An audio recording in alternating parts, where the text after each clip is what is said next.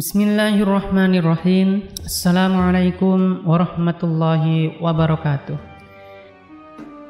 Abu Nawas adalah seorang yang cerdas dan memiliki banyak keterampilan. Salah satunya ialah pandai menjahit. Pada suatu waktu, sebelum menjadi orang kepercayaan Raja Harun al-Rasyid, Abu Nawas pernah bekerja pada seorang tuan pemilik toko jahitan pakaian. Abu Nawas adalah pekerja keras, ulet, serta rajin, sehingga ia sangat mudah dipercayakan oleh tuan majikannya, sehingga ia dianggap pekerja teladan di tempat kerjanya. Akan tetapi, tuan tempat Abu Nawas bekerja itu sangat pelit. Tuan itu tidak pernah memberikan bonus atau perhatian meski Abu Nawas adalah karyawan teladan dan rajin bekerja. Tuan majikan Abu Nawas sering membawakan banyak makanan ke tempat kerja, tetapi hanya untuk dimakan sendiri saja, dan tidak pernah mau membagikan sedikit untuk pekerja-pekerjanya. Hal inilah yang lama-kelamaan membuat Abu Nawas menjadi jengkel atas sikap pelit tuannya. Suatu hari, tuan majikan Abu Nawas datang dengan membawa suatu kendi madu. Melihat majikannya datang dengan membawa sebuah kendi, Abu Nawas langsung menghampirinya dan berkata, "Tuan, untuk apa kendi itu? Bolehkah aku meminta isinya?" tanya Abu Nawas mengharap.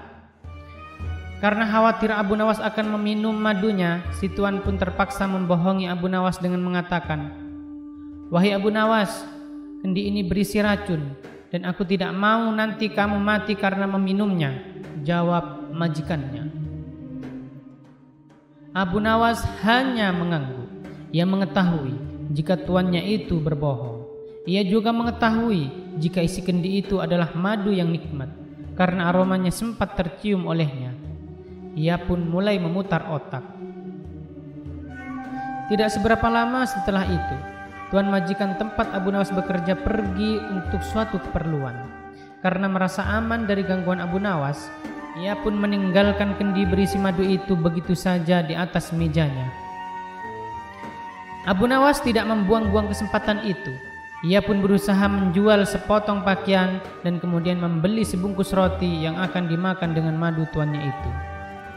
Tidak menunggu lama, setelah membeli roti, Abu Nawas langsung melahapnya menggunakan madu milik majikannya. Ia terus memakan dengan lahap dan tanpa sadar telah menghabiskan semua madu di dalam kendi itu. Dalam keadaan kekenyangan, Abu Nawas kemudian meletakkan kendi itu pada tempat semula dan kembali melanjutkan pekerjaannya tanpa merasa bersalah.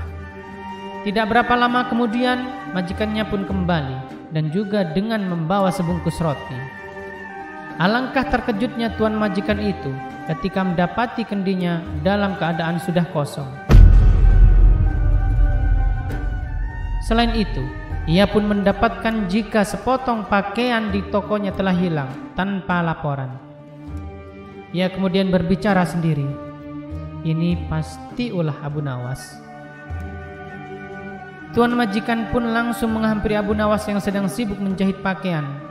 Ia kemudian berkata, "Hai Abu Nawas, apa sebenarnya yang telah terjadi? Mengapa isi kendi ini habis dan sepotong pakaian telah hilang?" tanya tuannya dengan kesal. "Maaf tuan, tadi sewaktu tuan pergi, ada sekelompok pencuri datang mengambil sepotong pakaian," kata Abu Nawas. "Lantas apa yang kamu lakukan terhadap pencuri itu?" tanya Tuan Amir lagi. "Aku ketakutan dan tidak bisa berbuat apa-apa," kata Abu Nawas berpura-pura ketakutan.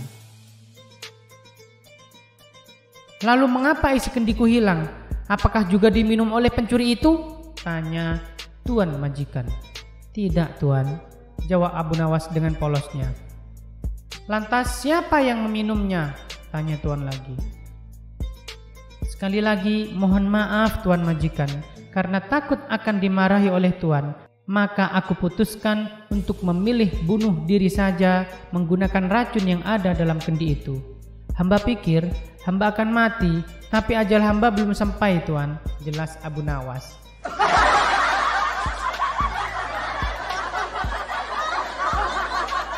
Mendengar pengakuan jujur dan keahlian akal Abu Nawas, Tuan Amir yang semula akan marah akhirnya mengurungkan niatnya.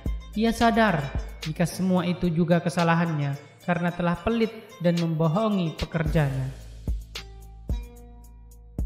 Wallahu a'lam bishawab. Wassalamualaikum warahmatullahi wabarakatuh.